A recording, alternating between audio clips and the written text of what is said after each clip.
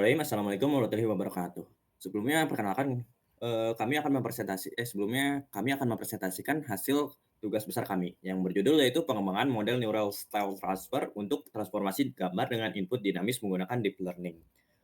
Oke, langsung aja. Untuk partisipan kelompoknya sendiri itu ada Raffi Ardi Naufal, Raka Diviargo Haryadi, dan saya sendiri yaitu Devrijal Yadian Risat. Next, langsung aja ke pendahuluan. Jadi, style transfer adalah sebuah inovasi nih dalam deep learning yang memungkinkan nih transformasi gambar biasa menjadi sebuah karya seni dengan gaya visual dari gambar lain. Hal ini tuh membuka peluang kreatif nih di seni digital, desain grafis, dan industri kreatif.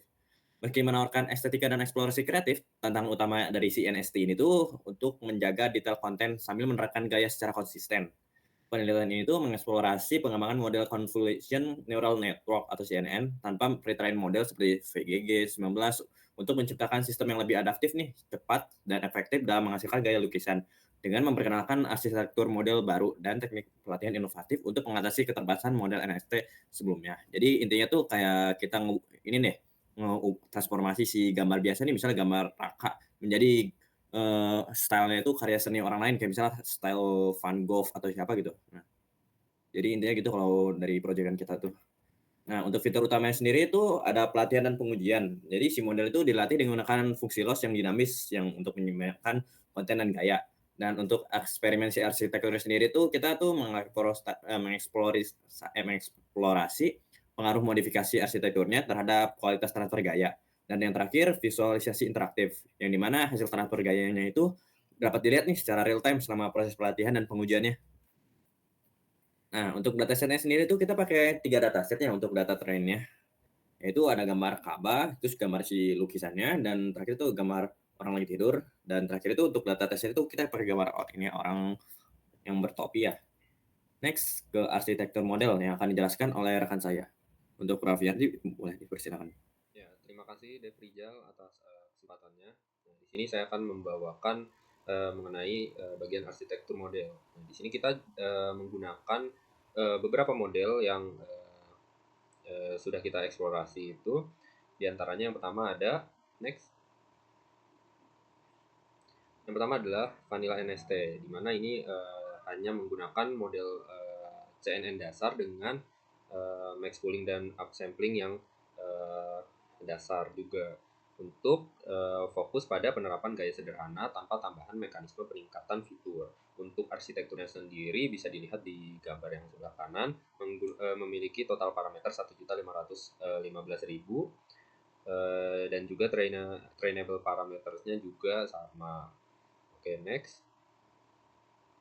Yang kedua, kami mencoba untuk mengimplementasikan residual NST, yang mana dengan harapan dengan menggunakan residual ini, model bisa berjalan lebih cepat, waktu komputasi yang dibutuhkan lebih cepat dibanding hanya vanilla NST biasa.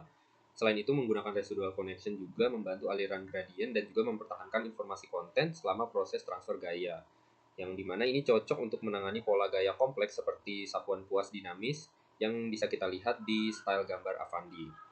Selanjutnya, residual connection juga meningkatkan kemampuan model untuk menangkap detail gaya tanpa mengorbankan konten. Bisa dilihat di model sebelah kanan. Di sini kita lihat ada banyak layer yang lebih banyak dari model sebelumnya, namun memiliki total parameter yang sama dengan sebelumnya. Next. Selanjutnya yang terakhir, kami mencoba mengeksplorasi dengan menambahkan multiscale. Nah, di sini kita memanfaatkan multiscale untuk menangkap pola gaya dari berbagai tingkat spasial. Jadi kita mencoba menerapkan transfer learning-nya tidak hanya pada satu resolusi, namun dengan berbagai resolusi. Di sini kita lihat di keterangan manfaat nomor 2 ya, menggabungkan filter dengan ukuran kernel yang berbeda untuk memahami pola gaya dari skala lokal hingga global, dengan harapan model bisa memahami data trends menjadi lebih baik. Nah, ini cocok juga untuk menerapkan gaya dengan detail kaya dan tekstur kompleks. Nah, bisa dilihat di sebelah kanan, total parameternya menjadi lebih sedikit, hanya 903.171, dan juga trainable parameternya juga sama. Next. Nah, selanjutnya ada fungsi loss. Next. Nah, di sini kita menggunakan 3 fungsi loss. Yang pertama yaitu content loss untuk melihat seberapa besar perbedaan fitur konten antara gambar asli dan hasil transformasi. Selanjutnya juga style loss ini untuk memperhatikan bagaimana hasil dari transformasi ini memiliki perbedaan yang seberapa jauh dengan gambar gaya atau style gambar ya. Dalam contoh yaitu gambar Mekah karya Avandi. Nah, di sini kita menyoroti di gram matriksnya. Nah, yang terakhir ada variation loss. Ini untuk melihat apakah model bisa mengurangi noise pada hasil transformasi. Next. Oke, selanjutnya akan dibahas saja oleh rekan saya yaitu Raka Diviarto. Oke, terima kasih atas kesempatannya. Oke, kita lanjut ke bagian akhir yaitu hasil dan pembahasan. Yang pertama kita akan membahas buat evaluasi dari kinerja model. Nah, yang pertama buat yang vanilla gitu ya. Untuk, vanilla sendiri itu memiliki kecepatan pelatihan yang tercepat di antara yang lain karena ya balik lagi dia struktur sederhana vanilla yaitu base, tanpa, tambahan mekanisme lainnya gitulah ya, sehingga komputasinya juga lebih ringan. Nah, buat kualitas hasilnya sendiri secara overall itu, dia memiliki gambar yang baik sebenarnya ya, tetapi, detail-detail gaya yang masih miss gitu, masih kurang akurat dengan tekstur yang tidak sepenuhnya terintegrasi. Sehingga pola gaya terlihat, tipis lah istilahnya. Lanjut. Lanjut ke residual NST sebenarnya ini kurang lebih, sama ya kayak yang, multiscale. Yang pertama dia punya kemampuan menangkap pola yang sangat baik gitu ya di antara keduanya, dia berhasil mereplikasi, pola khas sapuan kuas, tekstur kasar, dan warna dinamis dari, gaya Fandi.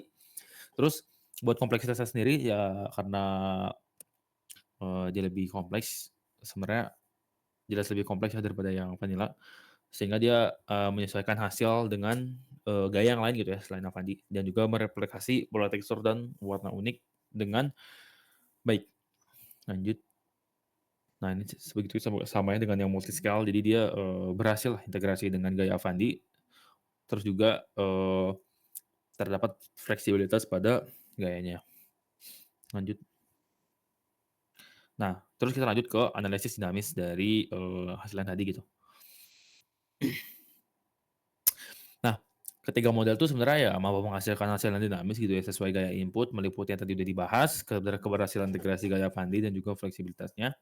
Tapi, model vanilla atau yang NST menunjukkan, keterbatasan dalam, menangkap pola-pola gaya yang lebih kompleks gitu. Nah, jadi detailnya tuh kurang terlihat terlihat kurang terintegrasi gitu ya, terutama pada, pola tekstur yang halus. Lanjut. Nah, terakhir buat yang keterbatasan di lanjut aja. Oke, jadi, keterbatasannya yang pertama, ketiga model ini jelas membutuhkan waktu komputasi yang lebih tinggi gitu ya dibandingkan model pre-train yang lain seperti VGG19, dan sedangkan buat model residual dan multiscale ini, memberikan hasil gaya yang lebih baik daripada, yang vanilla ya jelas. Tapi, membutuhkan waktu pelatihan signifikan karena, kompleksitas arsitekturnya. Nah, terus juga transformasi gayanya belum sepenuhnya identik dengan gaya input karena keterbatasan parameter dan arsitektur model. Hal ini memengaruhi kemampuan menangkap elemen gaya terutama pada pola tekstur yang kompleks. Lanjut. Nah, terus ini buat eksperimennya. Hasil eksperimennya, penelitian ini berhasil mengembangkan 3 model NST berbasis CNN tanpa pre-trained model. Yang pertama buat vanilla, dia memberikan pendekatan dasar ya, dengan hasil yang efisien gitu ya, namun kurang detail. Sedangkan yang buat residual, memberikan hasil terbaik dalam menjaga detail dan karakteristik gaya.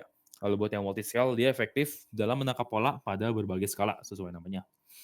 Nah, buat penggunaan residual connection dan pendekatan multiscale ini terbukti meningkatkan kualitas hasil secara signifikan. Mungkin penelitian lebih lanjut dapat difokuskan pada yang pertama, mengurangi waktu komputasi, kedua, penggunaan dataset dengan kompleksitas lebih tinggi, dan juga integrasi dengan teknologi modern seperti Vision Transformer. Lanjut. Oke, ini mungkin buat daftar pustakanya yang kita gunakan ya sebagai referensi. Udah, lanjut. Oke, mungkin sekian dari kami. Mohon maaf bila ada salah. Wassalamualaikum warahmatullahi wabarakatuh.